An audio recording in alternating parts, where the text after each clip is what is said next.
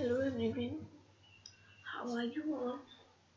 I hope you all are fine and enjoying a lot in your homes. I'm Niharika from Niharika City और आज हम notes की बात करेंगे. सब बेसिक कॉन्सेप्ट्स ऑफ केमिस्ट्री. ये नोट्स का पार्ट 2 है. यहाँ 3 गलत लिखा है, ये नोट्स का पार्ट 2 है. सो पार्ट 1 जरूर देखिएगा. Let's get started. अब हम क्या करने वाले हैं पार्ट 2 में? हम एसिड और उनकी इक्विवेलेंट वेट की बात करने वाले हैं.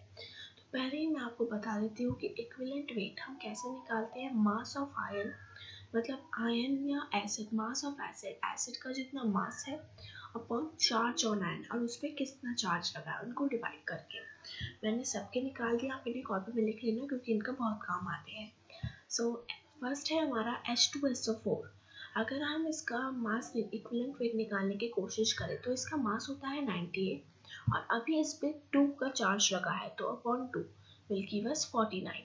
तो आप ऐसे निकाल सकते हैं. उसी तरह अगर हम निकालने की कोशिश करें NaOH, तो NaOH का मास होता है 40 और उस पर चार्ज लगा है अभी 1, तो ये निकला 40.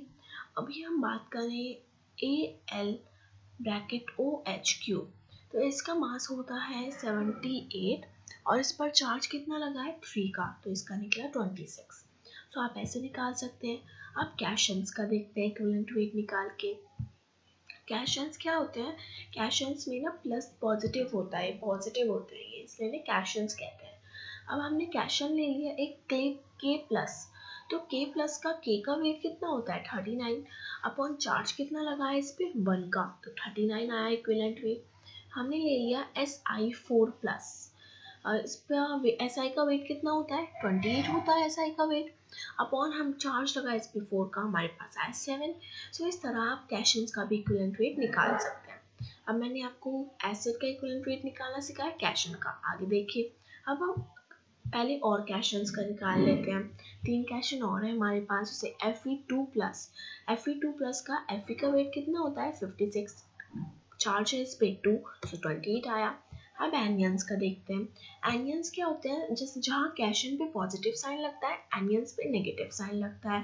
अब हमारे पास एनियन है एक NO3 माइनस, ये वाला लिया मैंने NO3 माइनस. अब NO का वेट होता है कितना 17 अपॉन इस पे चार्ज कितना लगा है, वेट अ मोमेंट प्लीज, या NO3 माइनस NO का वेट होता है 62 और इस पे चार्ज लगा है 1 का. Am I right? वेट होता है 62 और इस पर चार्ज लगा है 1 का, तो आंसर क्या आएगा 62 आएगा. हम निकालते हैं SO2 माइनस 4 का. तो SO का वेट कितना होता है, SO2 माइनस 4 है, SO2 4 का वेट निकाले 64 हमारा आएगा अपॉन चार्ज लगा है 2 का, सो वी विल गेट 48. उसी तरह हम एनियंस को भी कर सकते हैं. It's so easy. अब देखते हैं आगे किसका निकालना है इक्विवेलेंट वेट. अब हमें सॉल्ट का इक्विवेलेंट वेट दिया हुआ है. सॉल्ट फॉर्मूला वही रहेगा, mass of ion upon charge on ion. तो सॉल्ट है हमारा एक, ले लेते हैं CaSO4. CaSO4 हमने ले लिया. अगर हम इसका इक्विवेलेंट वेट निकालें तो आएगा 68. अब आगे का सॉल्व आउट आप कर सकते हो. Ca का weight upon mass of ion upon charge on ion आप रख के कर सकते हो. ये गलती से कैशंस में जाने थे और ये आयन्स में जाने थे, इनका ध्यान रखिएगा. So let's move forward. अब हम आते हैं आगे. ये हमारा नोट्स पार्ट 2 ही चल रहा है. अब 1 मोल ऑफ अ सब्सटेंस, एक मोल एक सब्सटेंस का क्या होता है, वो अमाउंट होता है. 1 mole of a substance is amount होता है जो कंटेन करता है इतने इंडिविजुअल पार्टिकल्स जो एक एटम में होते हैं. जो कोफिशिएंट यूज किया जाता है बैलेंस करने के लिए एक रिएक्शन को, उसको हम स्टोइचियोमेट्रिक कोफिशिएंट कहते हैं. एवोगैड्रो नंबर को हम Na के उससे रिप्रेजेंट करते हैं. जो मोल कॉन्सेप्ट है वो यूज किया जाता है मेजर करने के लिए क्वांटिटी किसी भी सब्सटेंस की. जो मोल है वो रिप्रेजेंट किया जाता है by the term of quantity, weight and volume. इन दोनों की टर्म से वो मेजर किया जाता है, रिप्रेजेंट किया जाता है.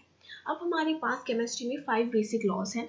5 लॉज है केमिस्ट्री में जो डिसाइड करते हैं कि एलिमेंट को कंबाइन होना है और फॉर्म होना है एक साथ. सो इनको स्टार्ट करने से पहले don't forget to like and subscribe my channel. So पहला फॉर्म वो है आपका लॉ, क्या है, law of conservation of mass. Law of conservation of mass ये क्या कहता है कि जब दो कंपाउंड एक साथ मिल रहे हैं एक नया कंपाउंड बनाने के लिए, तो जो मास है दो कंपाउंड का वो किसके इक्वल होगा, वो न्यू कंपाउंड के इक्वल होगा। It means mass can neither be created nor be destroyed. तो जो सम है मास का, मतलब रिएक्टेंट्स के जो मास का सम है वो प्रोडक्ट के मास के सम के इक्वल होना चाहिए। ये हमें एंडाइन लॉवेस्लियर ने दी थी। एक एग्जांपल देखें तो हमने ले लिया C+O2 will make a CO2। तो C+O2 का मास है 44 और CO2 का मास भी है 44। सो ये मान रहा है हमारा लॉ ऑफ कंजर्वेशन ऑफ मास। और नेक्स्ट लॉ है लॉ ऑफ डेफिनेट प्रोपोर्शन। सो इसमें क्या होता है, इसमें कहा था कि एक केमिकल कंपाउंड, कोई भी केमिकल कंपाउंड है, कुछ मैटर नहीं करता कि वो कहाँ से आया है, इट विल कंटेन, वो इतने एलिमेंट कंटेन करेगा। जब वो एक साथ मिक्स होगा ना बाय मास में, तो वो उतने एलिमेंट कंटेन करेगा, एक अकेला भी उतने ही एलिमेंट कंटेन करेगा। ये प्राउस ने दी थी। एग्जाम्पल हम देख लेते हैं, सी वाटर ले लिया हमने, रेन वाटर ले लिया, ये दोनों हमने वाटर ले लिए, कोई मैटर नहीं करता कि ये कहाँ से ऑब्टेन हुआ है, वो कहाँ से ऑब्टेन हुआ है। H2O ये भी बना रहा है उतने ही कंटेन कर रहा है, ये भी H2O बना रहा है उतने ही कंटेन कर रहा है। तो ये दोनों लॉ ऑफ डेफिनेट प्रोपोर्शन मान रहे हैं। Let's move forward. Next law है लॉ ऑफ मल्टीपल प्रोपोर्शन। इसमें क्या है कि जब दो एलिमेंट्स एक साथ कंबाइन हुए और उन्होंने दो से ज़्यादा कंपाउंड दिए, एक कंपाउंड नहीं दो कंपाउंड दिए, दो से ज़्यादा कंपाउंड दिए, देन द डिफरेंट मास, तो जो मास है वन एलिमेंट का वो दूसरे के फिक्स रेशियो में होगा। मतलब जिसमें दो एलिमेंट एक साथ कंबाइन हुए तो उन दो एलिमेंट में से एक का मास फिक्स होगा पर दूसरे का चेंज हो सकता है, और वो जब वे शॉर्ट फॉर्म में आएंगे तो वे हमें एक होल नंबर देंगे। ये हमें जॉन अल्टर ने दी थी। अगर हम एक एग्जांपल लें, हम लेते हैं CO2 का, तो C+O2 हमें दे रहे हैं यहाँ पे CO2, वहीं C+O2 क्या दे रहे हैं हमें, वहीं C+O हमें दे रहे हैं CO।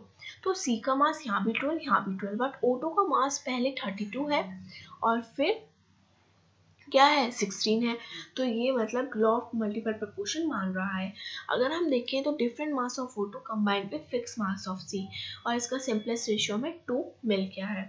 Now let's move to next law, that is law of multiple proportion. Law of law of reciprocal proportion. तो जो इसमें क्या है, जब दो एलिमेंट्स एक साथ अलग अलग होके कंबाइन होते हैं और फिक्स मास को थर्ड एलिमेंट के साथ, दो एलिमेंट है उनका मास फिक्स है और वे कंबाइन हो रहे हैं थर्ड एलिमेंट के साथ, देन तो जो रेशियो आएगा मासेस का जिसमें वो ये कर रहे हैं वो एक छोटा सा होल नंबर का मिलेगा, हमें होल नंबर रेशियो मिलेगा, और वे जिसमें वे एक साथ कंबाइन हो रही हैं। तो हमें तीन एलिमेंट इसमें मिल रहे हैं, हमने ले लिए CSO। तो C और O कंबाइन होके बना रहे हैं CO2, वेट है 32। S और O कंबाइन होके बना रहे हैं SO2, और C और S कंबाइन होके बना रहे हैं CS2। तो C और S अपने आप ही एक रेशियो बना रहे हैं, किसका, 3:16 का। सो C और S एक साथ कंबाइन हुए अलग अलग करके, पहले वो O से कंबाइन हुआ S, फिर O से कंबाइन हुआ C, सेपरेटली किसके साथ, O के साथ कंबाइन हुए in the ratio of masses के रेशियो में।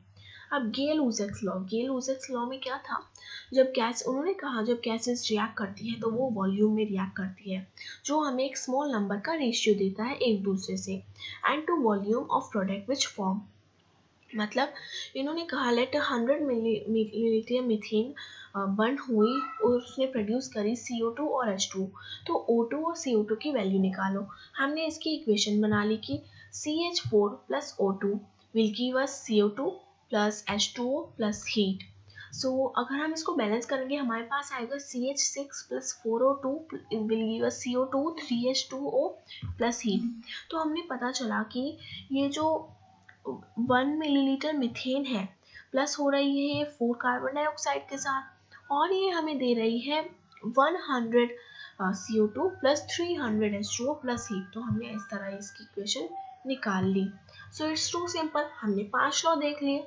अब आगे भी कोई लॉ है, हाँ एक और लॉ है, वो क्या है, एवोगैड्रोस हाइपोथेसिस। ये एवोगैड्रोस हाइपोथेसिस का लॉ है। एवोगैड्रो सर एक साइंटिस्ट थे जिनके नाम से वो पढ़ा है एवोगैड्रो नंबर। उन्होंने कहा कि अगर टेम्परेचर और प्रेशर सेम है तो जो इक्वल वॉल्यूम है सारी गैसेस की वो कंटेन करेगी सेम नंबर ऑफ मॉलिक्यूल्स। मतलब हमारे पास है 100 मिलीलीटर ऑफ H2, हमें देती है 10 मिली मॉलिक्यूल्स ऑफ H, ओके। और मैंने उसमें O2 मिला दिया 100 मिलीलीटर ऑफ H2 में। जो O2 है वो भी 100 मिलीलीटर है, तो O2 भी हमें 10 मॉलिक्यूल्स ही देगी, ओके। सो अगर हमारे पास टेम्परेचर और प्रेशर सेम है तो जो मॉलिक्यूल्स हैं वे सेम होते हैं। नाउ अब हम कुछ फॉर्मूलाज देखेंगे। हमने वहाँ देखे थे कुछ फॉर्मूलाज जिनसे हम निकालते थे स्ट्रेंथ ऑफ सोल्यूशन। अब उनमें कुछ और ऐड होंगी। कौन क्यों होंगे मैम, आपने पहले क्यों नहीं बताया? ये कुछ नए आए थे तो इन्हें मैं बाद में बता रही हूँ।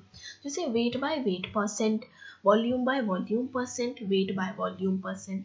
तो वेट बाय वेट परसेंट में दोनों में मास रखा जाता है। क्वेश्चन फॉर्मूला कैसे बनेगा? वेट है वो साइड पहले तो मास, दूसरी बार भी वेट है तो मास, परसेंट है into 100। Volume by volume percent में भी फॉर्मूला बना लोगे, volume upon volume into 100। Weight by volume percent में भी बना लोगे, मास अपॉन वॉल्यूम इंटू 100। और ये सारी चीज़ आपको दी हुई होती है आपके एग्जाम पेपर में कि मास क्या है, वॉल्यूम क्या है, ओके। Let's move forward. अब हमने वहाँ देखा था ppm भी एक स्ट्रेंथ ऑफ सोल्यूशन को फाइंड करने का एक वो है तरीका। तो अब इनकी डेफिनेशन और उसको अच्छे से समझते हैं। ppm पार्ट्स पर मिलियन। तो ये एक छोटी कंसंट्रेशन टर्म कैसे यूज़ करते हैं इसको 10 टू दी पावर 6 में। अब हमने कहा कि हमारे पास शुगर है 2 ppm सॉल्यूशन में, तो मतलब 2 ग्राम ऑफ शुगर जो है वो 10 to the power 6 of solution में है। इसका फॉर्मूला बनता है mass upon mass into 10 to the power 6। एक और आता है पार्ट्स पर बिलियन, ppb। इसकी जो स्मॉल कंसंट्रेशन टर्म है वो क्या है, 10 टू दी पावर 9। और एग्जांपल हमने कहा कि हमारे पास NaCl है 5 ppb में, तो मतलब हमारे पास NaCl है 5 ग्राम NaCl है 10 to the 9 gram of solution में। फॉर्मूला है mass upon mass into 10 to the power 9। Molarity अब देखते हैं। इसका फॉर्मूला क्या है, number of moles of solute upon volume of solution. Number of moles of solute upon volume of solution, okay. Let's move forward. इसमें volume litre में होती है और मोलारिटी दूसरे वाले में केजी में होती है। Let's move forward. Now we are on question. What do we have to do in this question? No, I will not teach you this. If you want to see all these notes once again, so you have to follow me in another part. Thank you. Thanks a lot.